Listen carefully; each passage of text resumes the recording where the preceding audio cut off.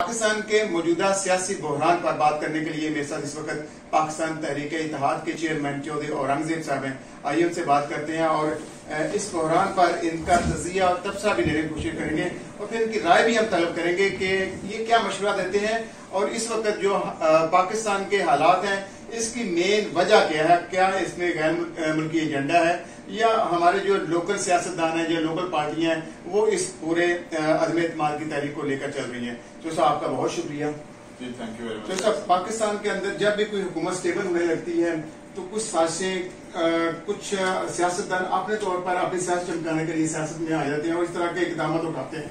आपके समझते हैं एक 4 साल की हुकूमत इस वक्त देखा जाए तो आपने कर चुकी है मुद्दत पूरी, 5 साल की मुद्दत पूरी होनी चाहिए इस हुकूमत की। जी बिस्मिल्लाहिर्रहमानिर्रहीम। साहब, इस वक्त जो हमारे मुल्क के अंदर सूरत चल रही है ये बड़ी ही एक सीरियस मामला है। इसके ऊपर हमारी आवाम को बहुत ज्यादा खुल के पार्टिसिपेट करना चाहिए और मैं इसमें ये कहना चाहूंगा कि देखें, सबसे पहले तो इलेक्टेड हुकूमत को अपनी मुद्दत पूरी करनी चाहिए। हाँ, वो कोई भी पार्टी पर से इक़्तिदार हो उसको टाइम से पहले घर नहीं भेजना चाहिए। जब उसका वक्त मुकम्मल हो जाए उसके बाद आवाम जिसको चाहे वो अपना वोट दे। आईनी मुद्दत।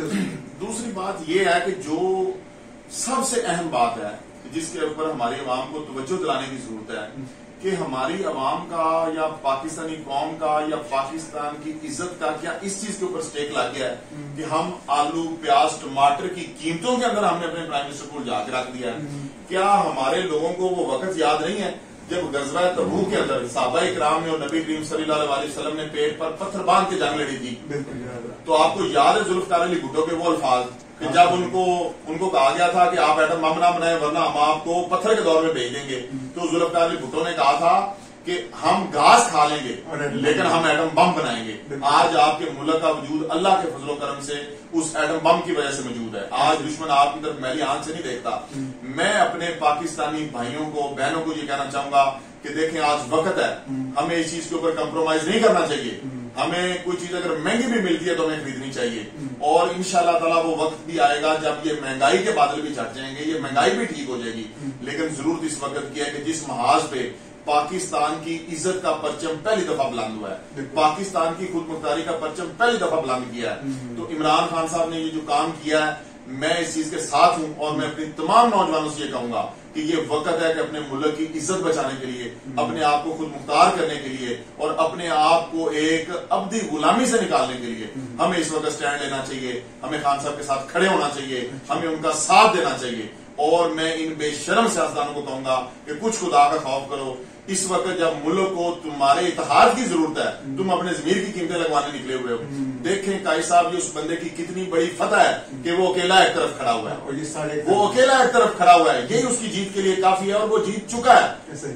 बंदा जीतता वोटों से नहीं है, बंदा जीतता अपने किरदार से है। उसके किरदार ने ये बात साबित कर दी है कि वो जीत चुका है। ये सारे टोले इकट्ठे होके उसको गिराने की कोशिश कर रहे हैं और आपको पता है कि ये किन के इशारों पे गिराने की कोशिश कर रहे हैं। वो लोग, वो कौमें और वो मुमालिक जो हमेशा पाकिस्तान को आजाद नहीं देखना चाहते, जो पाकिस्तान को खुद मुख्तार नहीं देखना चाहते, ये उनके इशारों पे ये इस तरह की हरकतें कर रहे हैं। इमरान खान ने हमारे मुल्क का भी मोराल बंद किया है, हमारी पाक फौज का भी मोराल बुलंद किया है, हमारी फौज का भी वो बंदा हौसला बना है, हमारी कौम का भी हौसला बना है। उसने इस ग्रीन पासपोर्ट को इज्जत देने के लिए आखिरी हद तक कोशिश की है।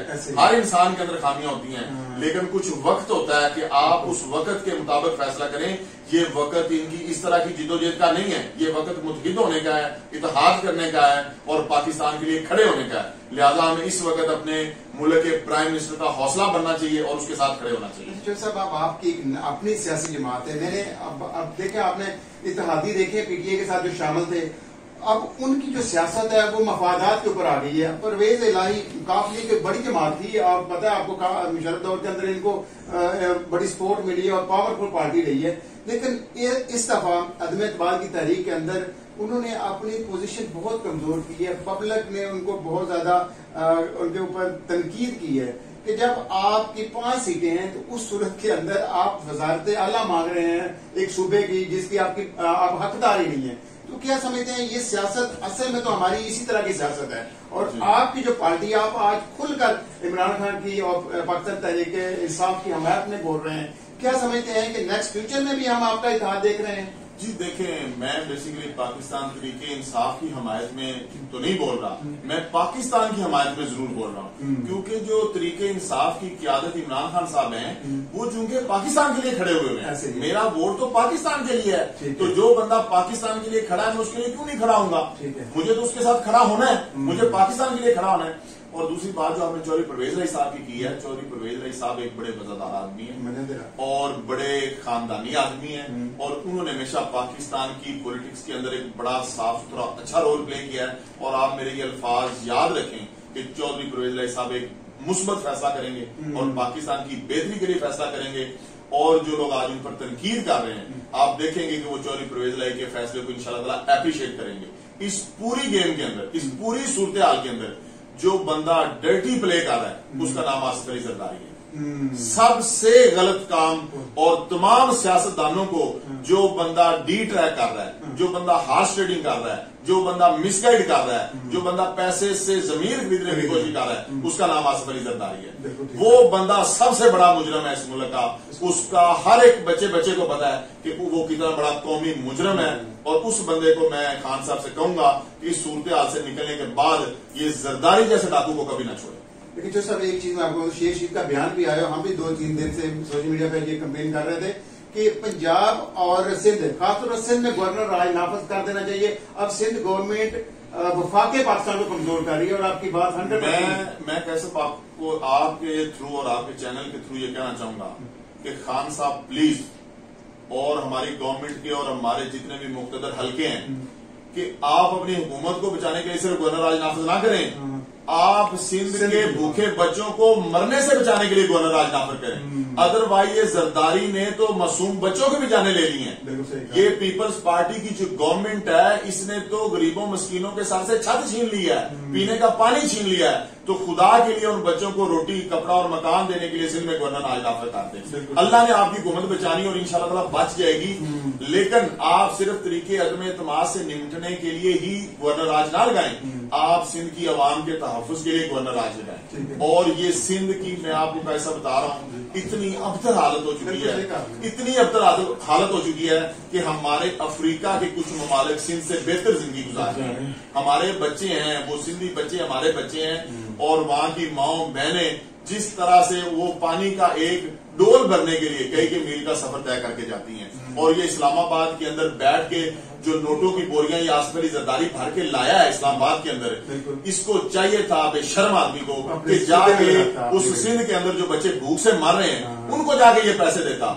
ये किस तरह के लोग हैं, इनको मरना भूला हुआ है, इनको अपनी कब्र याद नहीं है। ये वहां पे इस्लामाबाद के अंदर बेहतरीन कमरों के अंदर बैठ के तो वोटों के सर पे और उन नोटों के सर पे जो हराम से कमाए हुए हैं, जो डिक्लेयर नहीं है, जो इनकी किसी इनकम के अंदर डिक्लेयर नहीं है, जो इनके किसी इलेक्शन कमीशन में डिक्लेयर नहीं है। तो मैं इदारों से रिक्वेस्ट करूंगा कि इस वक्त हमारे जो इदारे हैं वो हरकत में आए, वो इस चीज का नोटिस लें कि ये किस तरह से लोगों को खरीद रहा है और किन पैसे से ये खरीद रहा है। इसके ऊपर इदारों को सख्त एक्शन लेना चाहिए। जैसे आपकी मुख्तदर हलकों में भी थोड़ी सी जान पहचान है, क्या समझते हैं?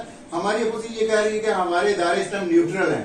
कैसे न्यूट्रल हो सकते हैं जब आपकी इंटरनेशनल एस्टेब्लिशमेंट और एक देख रहे हैं ब्लॉक्स बन रहे हैं, तो इतनी बड़ी प्लानिंग हो रही है, ये सब कोई रिवर्स तो कोई नहीं होने देगा।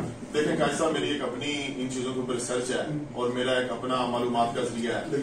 ये तो मैं आपको 100% श्योरिटी के साथ बता रहा हूँ कि हमारे इदारे न्यूट्रल हैं। अच्छा, हमारे इदारे न्यूट्रल हैं, इस वजह से हमारे सियासतदान दीवारों में टकरे मार रहे हैं। पहली दफा हमारे इदारों ने इनको न्यूट्रल छोड़ा है और इनको समझ नहीं लग रही कि हमने जाना किस तरफ है। हमारे जो इदारे हैं, मैं उनसे रिक्वेस्ट करूंगा कि वो इस वक्त न्यूट्रल ना हो, उनको एक रोल प्ले करना चाहिए, बहुत जरूरी है। क्योंकि हमारे इदारों ने हमेशा रोल प्ले करके इस मुल्क की इज्जत को महफूज रखा है, इस मुल्क की सरहदों को महफूज रखा है। हमारे इदारों को एक मुस्बत रोल अदा करना चाहिए जो वो हमेशा करते आए हैं। लिहाजा इस वक्त इदारे न्यूट्रल हैं, इसी वजह से इस तरह का एक सियासी बुरान और एक अदम इस्तेकाम की कैफियत पैदा हो चुकी है। लिहाजा मैं तमाम इदारों से ये कहूंगा कि जो इदारों के सरबराहान हैं वो इस चीज को बड़ा सीरियसली सोचें। इंटरनेशनली जो जोग्राफिया है, सारे मामलात हैं, वो बहुत तेजी से तब्दील हो रहे हैं। हमें अपने मुल्क के लिए सोचना चाहिए, करना चाहिए, और जो इस तरह के ये सियासी लुटेरे जो मैदान में आए हुए हैं, इनके रहमो करम पे मुल्क को ना छोड़े। ठीक है। अच्छा सब आखिरी सवाल बनता है, मेरे ज़हन में आ रहा है, आपकी अगर एक साल देखा जाए तो एक साल के अंदर बहुत सी सियासी पार्टियां और भी आएंगी, इलेक्शन भी लड़ेंगी। जो स्टेटस को की पार्टियां हैं वो इस वक्त तो एक्सपोज हो चुकी हैं। जी। सारी पार्टी एक क्यों नहीं रहती थी, मैं समझता हूं कि काफी भी इस सिनेरियो के अंदर आके वो भी एक्सपोज हुई है। अब इमरान खान अकेला इस सारे स्टेटस को की पार्टियों के अगेंस्ट खड़ा है। जो नई पार्टियां बनती थी वो पाकिस्तान अवामी तहरीक थी, फिर उसमें तहरीक लब्बैक पाकिस्तान थी, और फिर एक आपकी तहरीक इत्तेहाद है। थोड़ा सा मैं देखूं तो आपका नजरियाती कोई खास इख्तलाफ नहीं, कोई करप्शन इतनी नहीं की जितनी उन चोरों ने की 40-50 साल में। तो ये एक आप मुतहिद होकर एक प्लेटफॉर्म पर मिलकर आवाज नहीं उठा सकते और आगे नेक्स्ट हुकूमत में आ सकते हैं। देखिए, हमारी पार्टी का तो बुनियाद इसके ऊपर है साहब कि हमारी जमात का नाम तहरीक इत्तेहाद इसलिए है कि हम कहते हैं कि हमारे मुल्क के सारे वो लोग जो हमारे मुल्क के लिए अच्छा काम करना चाहते हैं उनको पाकिस्तान के लिए इत्तेहाद करना चाहिए। हम ये नहीं कहते हैं कि हमारी पार्टी के साथ आके इत्तेहाद कर लो, हम कहते हैं पाकिस्तान के साथ आके इत्तेहाद कर लो। और जब तक कैसा भी इत्तेहाद नहीं हो जाता, जब तक ये लोग इकट्ठे नहीं हो जाते, जब तक हम सब लोग मिलके इस मुल्क की तकदीर बदलने के लिए नहीं निकलेंगे, उस वक्त तक इस मुल्क की तकदीर नहीं बदली जा सकती। और मैं जाती तौर पे डॉक्टर तारुल कादरी साहब को अप्रिशिएट करता हूं। मैंने उनका पूरा सेक्रेटरिएट विजिट किया है, मैंने उनका पूरा मंशूर देखा है, मैंने उनका पूरा सिस्टम देखा है। बड़ी ऑर्गेनाइज्ड, बड़े इल्मी लोग और बड़ी उनकी रिसर्च है मामलात के ऊपर। तारुल कादरी जैसे लोगों को आगे आना चाहिए, लीड करना चाहिए इस मुल्क को। हम उनके साथ खड़े हैं। और जो जमात इस्लामी है उनका मंशूर मैं बहुत पसंद करता हूँ, बड़ा अच्छा उनका मंशूर है, बड़े न्यूट्रल लोग हैं, बड़ी अच्छी सोच के लोग हैं। तो मेरी इन तमाम जमातों के साथ मुलाकातें हो रही हैं। तहरीक लब्बैक भी रहती है, बहुत अच्छा तीसरी पार्टी अब खड़ी होगी पूरे। जी अल्हम्दुलिल्लाह। देखें, तहरीक लब्बैक को तो मैं इस एक बात पे क्रेडिट दूंगा कि जिस तरह से इलामा खादिम हुसैन रिजवी ने खत्म नबूवत वाले मामले के ऊपर एक पहरेदारी की और मुसलमानों को एक शऊर दिलाया, और उसके बाद उन्होंने उसी शऊर को एक पॉलिटिकल मूवमेंट में कन्वर्ट कर दिया। तो किसी भी चीज को पॉलिटिकल मूवमेंट के अंदर करना एक ऑर्गेनाइज्ड और लीगल वे होता है, और उन्होंने वो लीगल वे अडॉप्ट किया है। तो बिल्कुल हम तहरीक लब्बैक के जो नजरियात हैं नामूस रसालत के बारे में, हम उसके साथ खड़े हैं। और हम खुद अल्हम्दुलिल्लाह खत्म नबूवत के और नामूस रसालत के चौकीदार और पहरेदार हैं अल्हम्दुलिल्लाह। तो इस तरह से तमाम सियासी जमातें जिनका आपने जिक्र किया है, जो नजरियाती तौर पर पाकिस्तान के खैर खां हैं, जो इंटरनेशनल एस्टेब्लिशमेंट के पिट्ठू नहीं है, इंशाअल्लाह ताला हम उनके साथ इत्तेहाद करेंगे, उनको मिलाकर चलेंगे। इस्लामोफोबिया के खिलाफ आपको याद है ये बहुत ज्यादा साजिशें होती रही मुसलसल। हमारे वज़ीर-ए-आज़म ने कोशिश की, अक़वाम मुत्तहिदा ने एक दिन भी अनाउंस कर दिया, ये वाकई एक बड़ा इक़दाम है। अगर हम माजी पर देखे जाए तो इस तरह का कोई किसी किस्म की आवाज नहीं बुलंद। जी देखें कायद साहब, ये इतना बड़ा काम हुआ है, इतना बड़ा काम हुआ है कि देखें इस इतने बड़े काम के ऊपर इमरान खान एक बहुत बड़ी एप्रिसिएशन डिजर्व करता है। हमने उसको एप्रिसिएशन क्या देनी थी, हम उन्हें उल्टा उसकी टांगे खींचना शुरू कर दी। आज तक आप मुझे बताएं पाकिस्तान के अंदर कौन सा ऐसा लीडर था जो इस इशू के ऊपर बोल सका है? बोलता कैसे? किसी को बोलना तो आता नहीं है, तो बात तो कर नहीं सकता।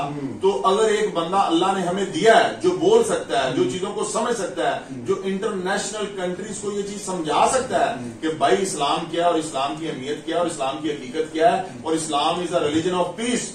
तो जो बंदा अक़वाम मुत्तहिदा में खड़ा होकर ला इलाहा इल्लल्लाह से अपनी तकरीर का आगाज करता है और अल्हम्दुलिल्लाह रब्बिल आलमीन पर अपनी तकरीर का इख्तिताम करता है, और उसकी काविश की वजह से अक़वाम मुत्तहिदा ने वो चीज मान लिया है और उसका एक डे भी दे दिया है, और इस वजह से कनाडा के प्राइम मिनिस्टर ने, रूस ने और बहुत सारे ममालिक ने इस चीज को एडमिट कर लिया है कि ये चीज नहीं होनी चाहिए, गुस्ताखी के मामला नहीं होने चाहिए। तो हमारी कौम को एक खुले दिल के साथ अपने, चूंकि नबी की नामूस रसालत का मामला है, तो हमें अपने इस प्राइम मिनिस्टर को इस बात के ऊपर अप्रिशिएट करना चाहिए और इस इनिशिएटिव को आगे पूरी दुनिया तक फैलाना चाहिए। तो आपका बहुत शुक्रिया नाज़रीन, आपने तहरीक इत्तेहाद के चेयरमैन की बातें सुनी।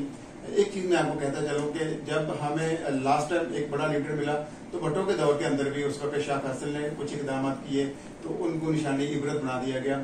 अब फिर हम तहरीक अपने आप को दोहराती है। आज फिर हमारे पास मौका आया एक आलमी सतह पर, मैं जैसे की बात करूंगा कि इमरान खान ने अपने आप को मनवाया और एक आलमी तौर पर एक लीडर बनकर उभरा है। तो हमें इनको छोटे जो इश्यूज हैं महंगाई के और बड़े इश्यूज हैं इनसे हमें निकलना चाहिए, और जो इंटरनेशनल एस्टेब्लिशमेंट की साजिशें हो रही हैं हमें उसके खिलाफ खड़े होना है, और जो उनके आलाकार बने हुए हैं उनको भी एक्सपोज करना है। वीडियो देखने का शुक्रिया, इंशाल्लाह मुलाकात होगी। अल्लाह हाफ़िज़।